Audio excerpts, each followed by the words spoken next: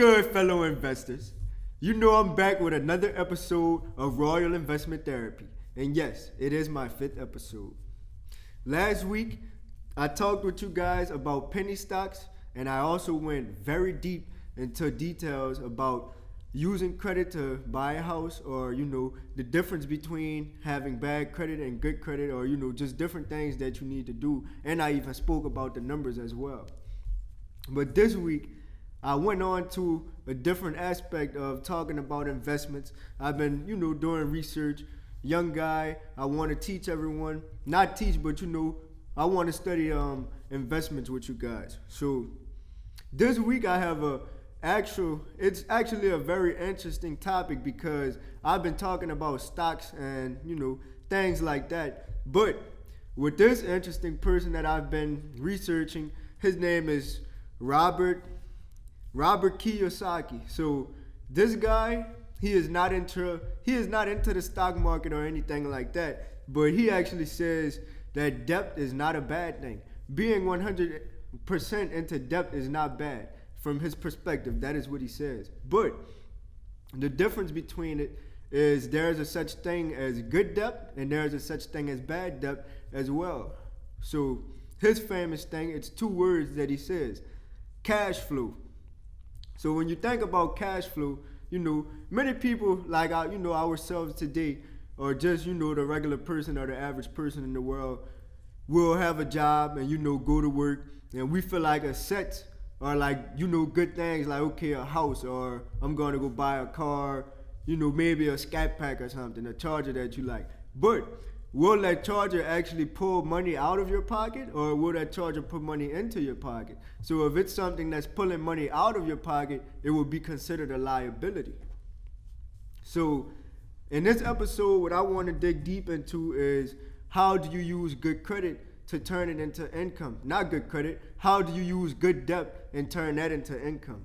So Robert Kiyosaki, this is actually information from him, but I'm featuring that in my episode today. It's very interesting. So let's get into it. So from Robert Kiyosaki, basically, like buying a house, it would be the same type of experience. Okay, buying a house, taking on a big loan from a bank, but buying the house and actually going and living it will not put money into your pockets. That does not create cash flow. Well, right, that will not put money in your pockets. It will take money out of your pockets because now you have a mortgage. So you will pay the mortgage. But if you indulge in the loan and create debt for yourself and somebody else is paying it, now it's not debt because now it's free. Somebody else is paying that. So we would consider that a rental property. So if you go out and purchase a rental property, some kind of way you can profit off of it depending on how much you charge the person, because it will be yours. You already got the loan from the bank, but that just means that the price of the place will have to be higher. Instead of just charging the regular mortgage, you will have to charge a little more, and now there will be income into your pocket each month. So, wondering how people buy real estate with no money. I was wondering the same thing. So just looking at some of the things that Robert Kiyosaki says, how to buy it with actually zero money.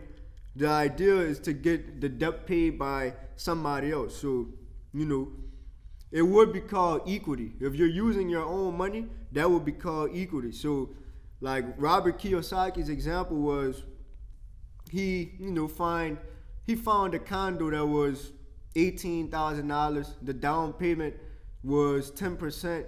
So it was $1,800 for the down payment.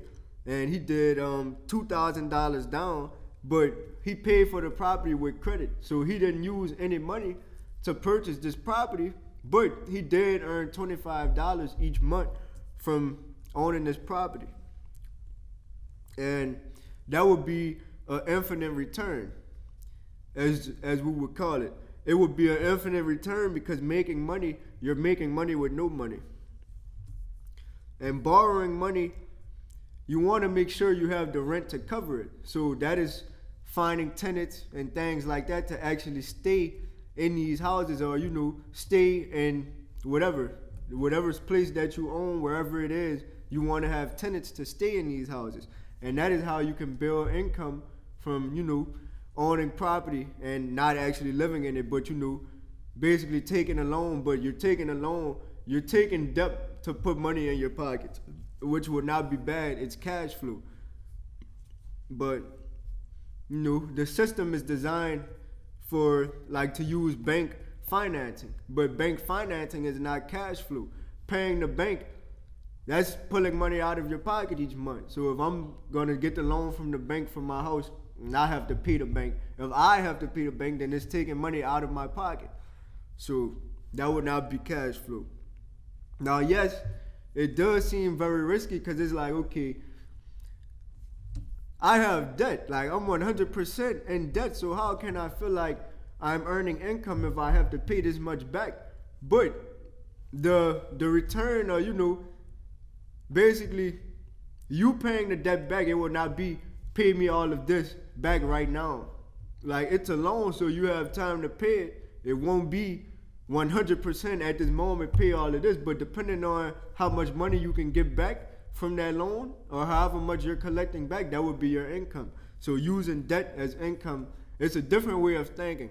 It's kind of hard to just, okay, I'm going to go purchase this and this $200,000, and maybe you might get $3,000 back a month off of the $200,000, but $3,000 a month, and you're not working for it, that sounds great. But it does seem risky, but I mean, it's a different way to think about it.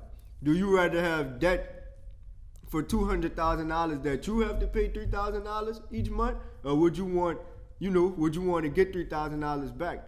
So thinking about it in that aspect, it kind of makes more sense like that. And find somebody who does know something about financing. Like myself, I don't know. I know for a fact I don't know everything about financing or just financials or money, but I'm taking the time out to do some research and learn on my own, learn some knowledge.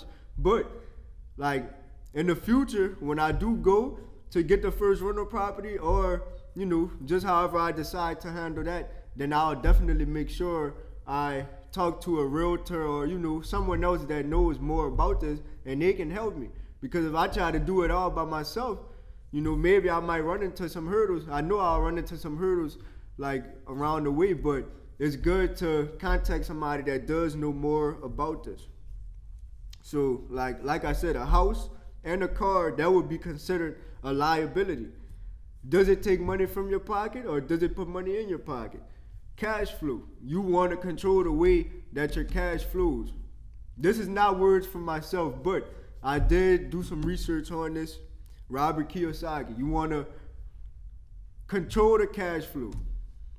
Control it. He actually had a chart in one of his videos. So if you search Robert Kiyosaki, you can go look at some of the charts that he put and the diagrams that he actually explains cash flow. What is good cash flow, or what is good debt, and what is bad debt. So in a set, does it put money in your pocket? A rental property, that's going to send you money. Put money in your pocket, which means it's good debt, and that's cash flow. So if the money is going to a bank, then it's bad debt. Using debt, you have to be smart. So yes, it would not be, cake and ice cream. Everything will not be sweet. But this is something that we all should study. The way that we have, the way that we make our cash flow. Which way, okay, I'm going to use an example. So, maybe if you wanted to go buy a MacBook. So what will you do with the MacBook? Let me see, a MacBook is probably $1,200. And, something else, some new tires for your car or something. If they were worn out, then it's good to get them. But, just buying it for the style. I'm not saying that I don't buy things for style. Yes, I would buy something for style sometimes. But, just keeping that mindset, controlling your cash flow, that will help you to gain more income for yourself that you're not working for. But, back to my MacBook example. So, if you were doing something business related with the MacBook and you got it on credit, this is just very small. This would be, considered like just very small compared to a house. But a MacBook, okay, for my business, I want to use this MacBook to edit videos or something. So, boom, if I wanted to go buy something that looks nice for my car, okay, where is the cash flow? If I go buy something for my car, I would rather to spend the money on the MacBook, even if I only gain $100 from it. It's still, it's good debt. I spent money, but I actually made money too. I might not have made as much money as I put into it, but it's actually good debt when you think about it like that. So it's really a mind thing, and that's what I have for my episode this week for you guys. Episode 5, Royal Investment Therapy. Shannon Royal, I'm out.